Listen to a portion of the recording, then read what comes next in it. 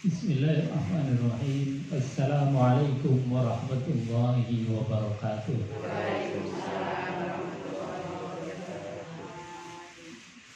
Bismillah, alhamdulillah, alhamdulillahilladzi anzala ala 'abdihi al-kitaba wa lam yaj'al lahu 'iwaja.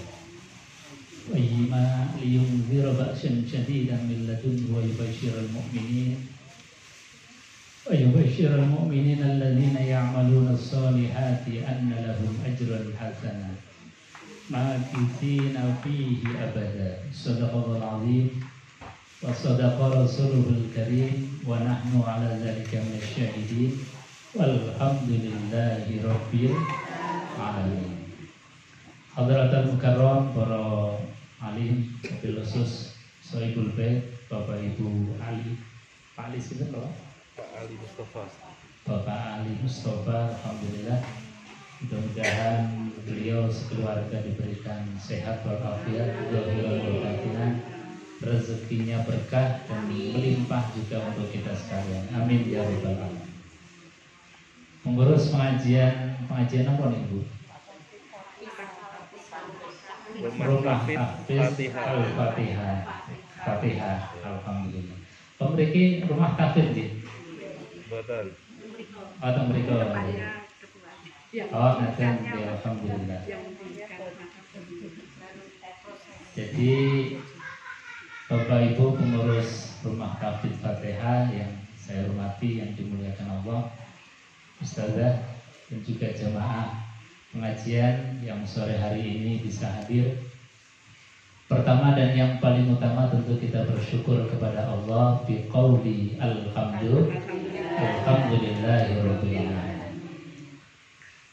Kenapa kita bersyukur kepada Allah?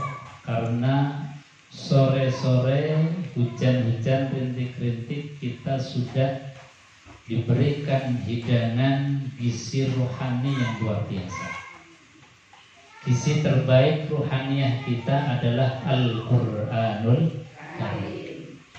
Jadi para ulama ada yang mensyairkan daharane rogo cukup sego sayur, daharane rogo cukup sego sayur. Kalau daharannya raga kita, sego sayur saja cukup. Tapi kita juga punya rohani, punya nyawa yang harus dikasih asupan. Jadi bukan hanya raga saja yang setiap hari paling tidak 3 kali, belum nyemilnya Bu. Sementara rohani kita kadang-kadang diisi asupan gizinya hanya kolo-kolo. Kalau seminggu sekali, kalau ya syukur yang bisa rutin ba'da subuh, ba'da maghrib, alhamdulillah. Padahal rohani juga butuh. Kata para ulama dalam syair tadi, daharane nyawa ilmu lan pitutur, daharane nyawa ilmu lan pitutur, sholli wa sallim daiman ala mada, sholli wa sallim daiman ala mada, wal ali wal ashabi man qad wada, wal ali wal biman qadwahada. Bapak Ibu hadirin jemaah yang dimuliakan Allah. Jadi sore hari ini kita hadir di majelis ini mendapatkan gizi, mendapatkan nutrisi yang luar biasa, yaitu nutrisi Al-Quranul Karim. Insya Allah zahiran wa batinan, jasad kita ya sehat, rohaniah kita juga sehat, insya Allah. Bapak Ibu hadirin jemaah yang dimuliakan Allah. Belum lagi ketika kita hadir di majelis ini nggak sendirian Bu. Tidak cuma ibu-ibu, bapak-bapak aja yang hadir di majelis ini. Tapi kata baginda Rasulullah sallallahu alaihi wasallam, "Idza khatamal 'abdul Qur'ana shalli alaihi sittuna alfa malak." Jadi yang hadir di sini ini ribuan malaikat. Cuma kita nggak lihat aja. Kelihatannya cuma kita, tapi kata Rasulullah sallallahu alaihi wasallam, "Idza khatamal 'abdul Qur'an," ketika seorang hamba itu khatmil Quran, menghatamkan Al-Quranul Karim, membaca dari Fatihah kemudian sampai An-Nas, itu shalli alaihi sittuna alfa malak. Allah mengutus malaikat, yang malaikat itu jumlahnya 70.000 malaikat hadir di majelis kita ini. Alhamdulillah. Dan mendoakan, gak sekedar hadir. Kalau hadirnya kita kan ngantai irakat. Ada snack, ada macam-macamnya. Hadirnya malaikat gak butuh makan, tapi mereka membawa doa untuk kita. Sholli alaihi sittuna alfa malak. Allahumma sholli ala Muhammad. Alangkah gembiranya kita, alangkah bahagianya kita. Makanya Al-Imam An-Nawawi di dalam kitab Al-Azkarun Nawawiyah itu memberikan satu panduan. Ini saya nggak bawa kitabnya. Tadi mau bahas tapi ini lebih penting. Karena apa? Mengingatkan kita untuk semangat di dalam membaca Al-Quran. Kata Al-Imam An-Nawawi di dalam kitab Al-Azkarun Nawawiyah, bisa nanti dicek di rumah, bahwa disunnahkan kita itu setiap kali khatmil Quran. Ini khatmil Qurannya ngajinya bareng-bareng, Bu? Dibagi. Bagi. Kenapa? Itu juga baik. Ketika seorang hamba itu khatmil Quran, maka kata beliau, sunnahnya adalah mengumpulkan saudara-saudara kita, kerabat kita, teman kita. Dan ini adalah tradisinya para ulama. Kalau khatmil Quran itu mengumpulkan keluarga, keluarganya dikumpulkan, anak, istri, bahkan teman, tetangga itu dikumpulkan. Karena apa? Karena tadi keberkahan dihadiri juga oleh 70.000 malaikat yang mendoakan kita. Makanya ini adalah sore yang spesial, ibu-ibu hadir, mudah-mudahan mendapatkan keberkahan dari Al-Quranul Karim. Amin Allahumma. Yang tidak kalah pentingnya Bapak Ibu hadirin yang dimuliakan Allah, bahwasanya ketika kita hadir di majelis-majelis ilmu, di majelis-majelis Quran, itu kita mendapatkan stempel yang luar biasa. Kata Rasulullah Sallallahu Alaihi Wasallam, dan tadi yang menjadi doa dari Ustazah, bahwasanya kata Rasulullah, ahlul Quran ahlullah. Ahli Al-Quran itu adalah keluarganya Allah Subhanahu wa Ta'ala. Jadi ketika kita berinteraksi dengan Quran, ketika kita belajar Al-Quran, langsung mendapatkan stempel ahlullah, keluarganya Allah Subhanahu wa Ta'ala. Kita kalau diaku jadi keluarganya Pak Jokowi aja senangnya luar biasa. Padahal lebih diaku. Ini kita diaku langsung oleh Allah. Ahlul Quran ahlullah, keluarganya Allah. Betapa senangnya kita. Lalu pertanyaannya, siapa ahlul Quran ini? Para ulama mengatakan yang namanya ahlul Quran adalah orang yang ketika belum bisa baca Al-Quran, hadir di majelis ilmu, datang ke ustazah, ustazah, saya belum bisa baca Quran, mohon untuk dibimbing bisa baca. Maka saat itulah sudah menjadi keluarganya Allah. Saat itulah sudah menjadi ahlul Quran. Meskipun belum apa-apa, meskipun baru jilid 1 abata saja hafal, itu sudah dicatat sebagai min ahlil Quran. Jadi jangan kemudian saya kan sudah sepuh, sudah tua, ngapain harus belajar Al-Quran? Tidak ada kata terlambat di dalam belajar Al-Quran. Karena apa? Ketika kita hadir saja di majelis Al-Quran, belajar Al-Quran dari alif batasa, itu sudah mendapatkan predikat ahlul Quran. Ustadz, saya sudah bisa baca, tapi masih panjang pendeknya belum benar. Dipelajari, kemudian tahsinnya diperbaguskan, sehingga apa? Bacaan Qurannya jadi merdu, bacaan Qurannya jadi enak. Misalnya ibu-ibu baca Al-Quran di rumah, kemudian suami itu mendengarkan Bismillahirrahmanirrahim, itu rasanya beda, sentuhan-sentuhan nada yang begitu lembut. Karena nada Al-Quranul Karim tidak ada yang mengalahkan aransemen lagu manapun. Lagu manapun yang dikarang dan diaransemen oleh para ahli, oleh orang yang ahli di dalam meracik musik saja kalah merdunya dengan Al-Quran ketika Al-Quran dibaca dengan tajwid yang benar. Jadi jangan pernah kemudian kita merasa saya cukup bisa baca Al-Quran, tapi pelajari terus, kemudian kita baguskan terus bacaan Al-Quran. Insya Allah kita semakin dekat dan nanti akan mendapatkan syafaatul Quran di yaumil qiyamah. Amin Allahumma amin. Bapak Ibu hadirin jamaah yang dimuliakan Allah Subhanahu wa taala.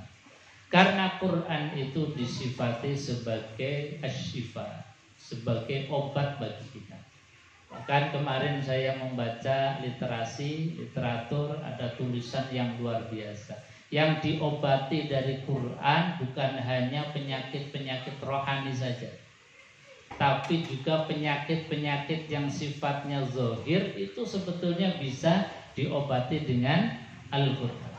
Banyak orang yang sudah divonis ini kayaknya nggak lama lagi, ini kankernya sudah stadium sekian-sekian, mungkin tinggal keajaiban dari Allah Subhanahu wa taala. Tapi ketika dia kemudian ikhlas baca Al-Quran, itu Al-Quran betul-betul menjadi syifa, menjadi obat, insya Allah.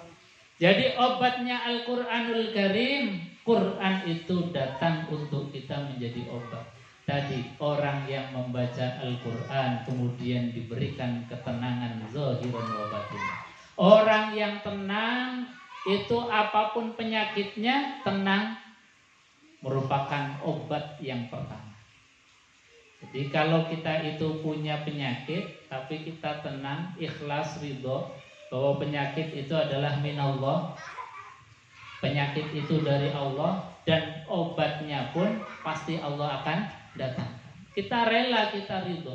Orang yang rela, orang yang ridho, itu meskipun apapun yang menimpa kita, penyakit atau apapun, itu rasanya nikmat-nikmat saja. Dan itu adalah obat. Kenapa kita punya penyakit sedikit kemudian malah tambah parah? Karena ketika kita diuji oleh Allah, rasanya kemudian suuzon sama Allah. Ya Allah, saya sudah sholat kok masih penyakit terus. Ya Allah, saya sudah tahajud, sudah sedekah kok enggak sembuh-sembuh. Ini artinya apa? Suudzon sama Allah. Tidak boleh. Kita nikmati, ya Allah, ini adalah anugerahmu, anugerahmu untukku. Karena apa? Setiap apapun yang engkau berikan kepadaku, ini adalah yang terbaik bagi kita.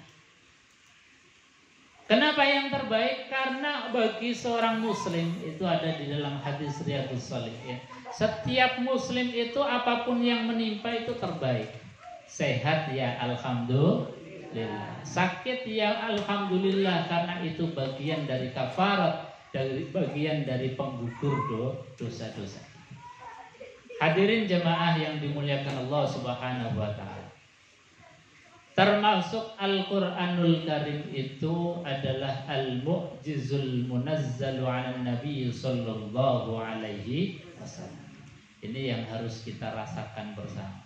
Quran itu, Bu, adalah Al-Mu'jiz, mukjizat yang diturunkan Allah kepada baginda Rasulullah sallallahu alaihi wasallam. Dan satu-satunya mukjizat yang masih bisa kita lihat, yang masih kita bisa berinteraksi, yang masih kita bisa nikmati, itulah Quran. Mukjizatnya Nabiullah Musa alaihissalatu wassalam. Mukjizatnya apa, Bu? Nabi Musa pernah punya mukjizat apa? Tongkat bisa berubah jadi ular, bisa membelah lautan. Tongkatnya masih enggak, Bu? Sekarang masih disimpan di museum Turki. Tapi apakah misalnya ibu-ibu pegang kemudian dilemparkan kemudian jadi ular? Enggak bisa. Apakah kemudian Israel misalnya yang sedang menggempur atau menginvasi Palestina kemudian minjam tongkatnya Nabi Musa bisa ngalahkan? Enggak juga. Karena apa? Mukjizat itu sifatnya sementara. Mukjizatnya Nabiullah Ibrahim alaihissalatu wassalam. Mukjizatnya apa, Bu? Dibakar tidak hangus. Itu mukjizatnya Nabiullah Ibrahim. Nabiullah Saleh alaihissalatu wassalam. Mukjizatnya apa, Bu? Mboten paham. Mukjizatnya Nabi Saleh itu bisa mengeluarkan onta dari dalam batu besar. Jadi onta itu lahir dari batu. Itu mukjizatnya Nabi Saleh alaihissalatu wassalam. Sekarang sudah nggak bisa lagi. Sekarang sudah nggak ada lagi. Meskipun tongkatnya Nabiullah Musa alaihissalatu wassalam masih ada, mukjizatnya tidak bisa kita lihat lagi. Mukjizatnya sudah tidak bisa keluar lagi. Tapi Al-Qur'anul Karim semenjak Al-Quran itu diturunkan sampai sekarang, sampai ila yaumil kiamah, kita bisa melihat Al-Quran itu sebagai mukjizat yang luar biasa. Maka ketika kita baca Quran, ibu-ibu pahami, ya Allah, ternyata saya bisa melihat mukjizat. Ya Allah, ternyata saya bisa menikmati mukjizat. Ya Allah, ternyata mukjizat yang digambarkan luar biasa itu ternyata aku pun bisa melihatnya, bisa menikmatinya. Itulah Al-Qur'anul Karim. Apa di antara mukjizatnya Al-Qur'an? Kenapa Al-Qur'an mukjizatnya itu tidak seperti hal yang hebat-hebat yang hanya sifatnya sementara? Mukjizatnya Al-Qur'anul Karim ini adalah menjadikan pikiran kita itu menjadi sehat. Logika pikiran kita itu menjadi benar. Logika pikiran kita itu dipandu dengan panduan kalam dan firman serta wahyu dari Allah Subhanahu wa ta'ala. Jadi ini logikanya Quran. Dan logika Quran ini luar biasa. Misalnya ibu-ibu sekalian, ini yang dalam logika Quran. Jadi perempuan itu adalah makhluk yang luar biasa. Bahkan diapresiasi di dalam Al-Quranul Karim. Ada nama surat namanya apa, Bu? An-Nisa. Tidak ada surat namanya Ar-Rijal. Ada. Artinya apa? Nisa, perempuan itu diberikan apresiasi di dalam Al-Quran. Ini logika Quran di dalam membangun, di dalam menerapkan dan menempatkan posisi perempuan itu luar biasa. Yang sebelumnya ketika Quran itu belum datang, Quran belum turun kepada baginda Rasulullah Sallallahu Alaihi Wasallam, derajat seorang perempuan itu sungguh-sungguh sangat rendah. Jadi perempuan itu dulu makanya disebut sebagai zaman jahiliyah, zaman kebodohan. Itu persis seperti bara. Jadi kalau suami itu meninggal dunia, itu istri itu diwaris, sampai anaknya sendiri bisa mewaris. Kira-kira gila apa edan? Itu fakta. Zaman dulu ketika Nabi SAW belum diangkat menjadi Nabi, itu perempuan itu persis seperti barang. Ya tadi bisa diwaris, kemudian tidak punya bargaining terhadap apapun. Bahkan ini diceritakan di dalam Al-Qur'anul Karim. Kalau seorang itu kemudian hamil dan sudah mendekati waktu-waktu wiladah melahirkan, ini ada di dalam Qur'anul Karim satu gambaran bobroknya orang-orang jahiliyah. Ketika seorang perempuan itu sudah masa-masa wiladah, itu diumpetke dulu. Jadi kalau lahir seorang laki-laki, anak bayi laki-laki, kemudian pesta, diberitakan, diworo-woro, kemudian mungkin kalau zaman sekarang diiklankan di viral. Tapi kalau yang lahir perempuan itu digambarkan oleh Quran, wajah-wajah mereka itu menjadi merah padam, marah dan malu, tidak berani untuk mempublikasikan lahirnya seorang anak perempuan. Jadi sampai segitunya. Karena apa? Karena kalau lahir anak perempuan dianggapnya aib, dianggapnya ini adalah sesuatu yang menjadikan malu keluarga. Contohnya misalnya sahabat Umar bin Khattab radhiyallahu anhu. Itu kan sahabat besar min akabirus sahabat. Tapi dulu sebelum masuk Islam zaman jahiliyah itu pernah juga membunuh, mengubur hidup-hidup anak perempuannya yang baru lahir. Hanya ketika kumpul-kumpul dengan baginda Rasulullah SAW itu, beliau sempat nangis sendiri kemudian tertawa sendiri.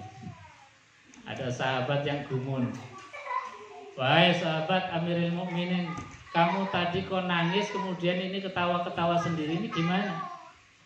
Kemudian sahabat Umar bin Khattab menjelaskan, "Wahai sahabat, bahwa ketahuilah saya tadi baru mengenang masa-masa zaman jahiliyah, di mana aku pernah mengubur hidup-hidup anak perempuanku. Makanya saya kalau mengenang peristiwa itu rasanya nggak kuat ingin nangis. Dan saya ketawa-ketawa sendiri karena dulu zaman saya jahiliyah, ini saya pernah dalam satu safar bepergian karena lupa nggak bawa patung. Karena setiap saat itu kan harus ibadah itu harus ada media patungnya. Lah patungnya ini lupa. Karena lupa kemudian Umar ini bikin patung sendiri. Ada kurma, dicucus, satunya jadi kepala, kemudian ada yang jadi badan, ada yang jadi tangan, ada yang jadi kaki. Kemudian disembah. Habis disembah karena lapar, kemudian tangannya Tuhan ini dipotoli dimakan sendiri. Hanya kemudian sahabat Umar jadi senyum-senyum sendiri. Saya ini hebat, pernah makan Tuhan. Tuhan saja dimakan. Ini sahabat Umar. Jadi saking luar biasa bobroknya zaman itu sampai perempuan itu lahir perempuan rasanya kemudian jadi aib sehingga harus dikubur. Kalaupun tidak dikubur, maka siap-siap menanggung aib dari satu peradaban yang namanya peradaban jahiliyah. Quran ini datang mengangkat derajat harkat martabat seorang perempuan. Makanya kita bersyukur, Bu. Alhamdulillah diberikan Quran, menjadikan ibu-ibu ini istimewa di hadapan syariat, istimewa di hadapan Allah Subhanahu wa taala. Bahkan kata baginda Rasulullah sallallahu alaihi wasallam, "An-nisa imadul bilad." Perempuan itu tiangnya negara. Kalau perempuannya baik kayak ibu-ibu ini, ngajinya sregep, alhamdulillah, hatamannya rutin, alhamdulillah. Ini negara kalau ibu-ibunya gini semua, insya Allah aman, damai, sentosa. Amin Allahumma.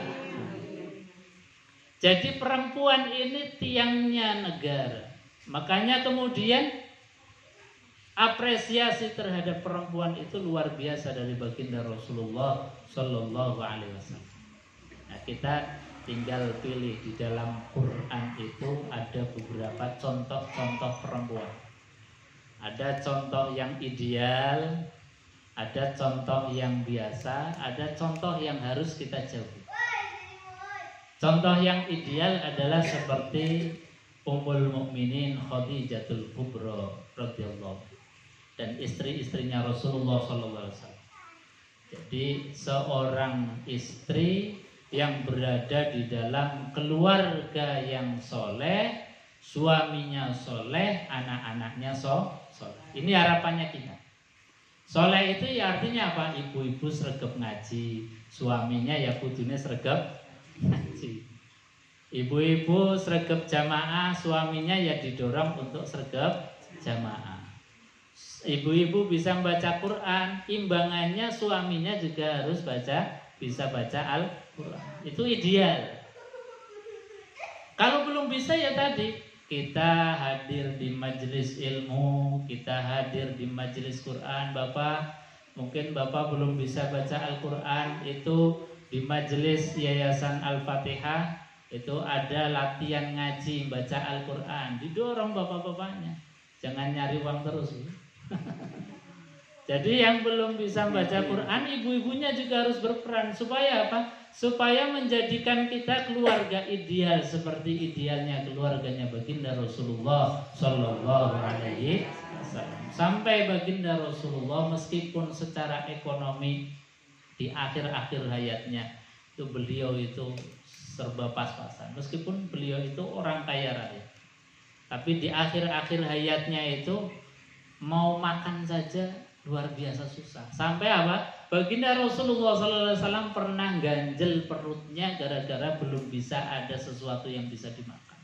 Ini saking langkanya persediaan makan. Tapi toh demikian baginda Rasulullah mampu mengucapkan kalimat yang luar biasa, baiti jannati. Jadi rumahku itu adalah surga. Rumah yang menjadi surga tadi idealnya kita sama-sama mendekatkan diri kepada Allah Subhanahu wa Ta'ala. Kita ngaji, suami ngaji, anak-anak ngaji, itu rasanya ya Allah luar biasa. Maghrib suami ngaji, istri ngaji, anak ngaji, itu luar biasa, surga betul. Insya Allah. Dan ini kelihatannya wajah-wajah surgawi semua. Amin. Jadi itu harus dibangun bersama-sama. Itu idealnya. Idealnya. Keluarganya baginda Rasulullah Sallallahu Alaihi Wasallam. Kalau kita misalnya tidak ideal, ibu-ibu sudah soleha, ngaji sregep, tapi suami mungkin agak susah. Ini juga dicontohkan di dalam Al-Quranul Karim.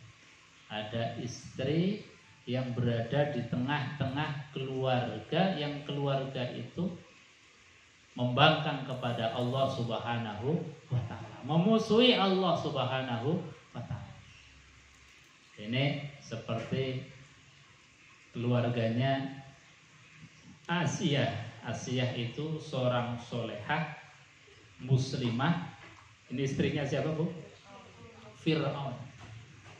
Jadi meskipun suaminya itu orang yang terlaknat, yang mengaku dirinya sebagai Tuhan, tapi istrinya itu luar biasa solehahnya.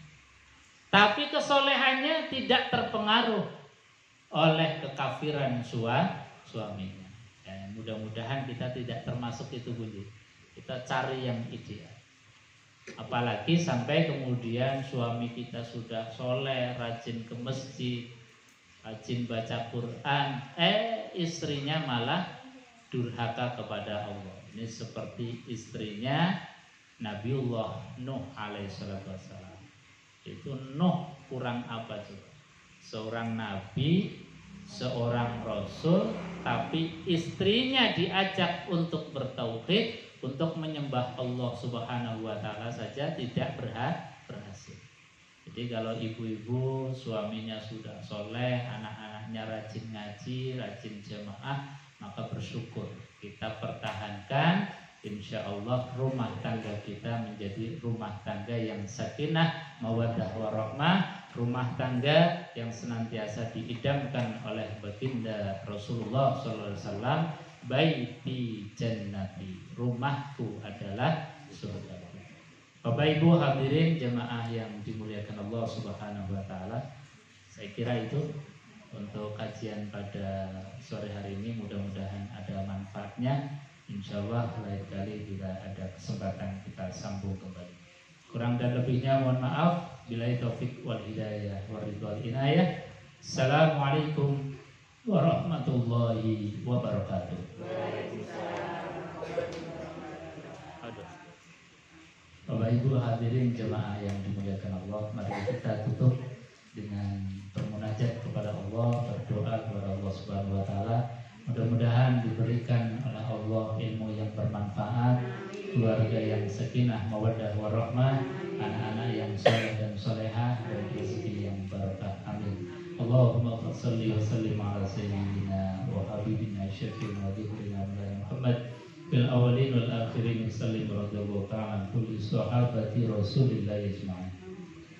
Alhamdulillahi rabbil alamin, hamdan syakirin, hamdan na'imin, hamdan yuwafi ni'amahu wa yukafi mazidah. Ya Allah, terima kasih ya Allah atas segala nikmat dan karunia-Mu ya Allah. Karena dengan nikmat dan karunia-Mu kita bisa hadir di majelis ini, bisa beribadah. Semua nikmat kami syukuri ya Allah, untuk menjadikan kami menjadi abdan syakura, menjadi hamba yang mau dan mampu bersyukur kepada Engkau yang dijanjikan untuk surganya Allah. Amin ya rabbal alamin. Rabbana hab lana min azwajina wa dhurriyyatina qurrata a'yun waj'alna lil muttaqina imama. Ya Allah, jadikanlah pasangan hidup kami, suami kami, istri kami, anak-anak kami menjadi permata hati di dalam keluarga, yang menyejukkan ketika dipandang ya Allah, yang memberikan kegembiraan di dalam keluarga dan menjadi kebanggaan di dalam keluarga ya Allah. Rabbana ighfir lana wa liwalidayna warhamhuma kama rabbayana shighara. Ya Allah, ampunilah kami, ampunilah kedua orang tua kami ya Allah. Sayangilah mereka sebagaimana mereka menyayangi kami di waktu kecil. Rabbana adkhilna mudkhala sidqin wa akhrijna mukhraja sidqin waj'al lana min ladunka sultanan nasira. Wa qul ja'al haqqu wa zahaqal batil innal batila kana zahuqa. Allahumma khtim lana bi husnil khatimah wa la takhtim lana bi su'il khatimah. Rabbana atina fid dunya hasanah wa fil akhirati hasanah wa qina adzabannar. Wa sallallahu ala sayyidina Muhammadin wa ala alihi wasallam. Walhamdulillahi rabbil alamin. Al-Fatihah. A'udzu billahi minasyaitonir rajim. Bismillahirrahmanirrahim. Alhamdulillahi rabbil alamin. Arrahmanir rahim. Maliki yaumiddin.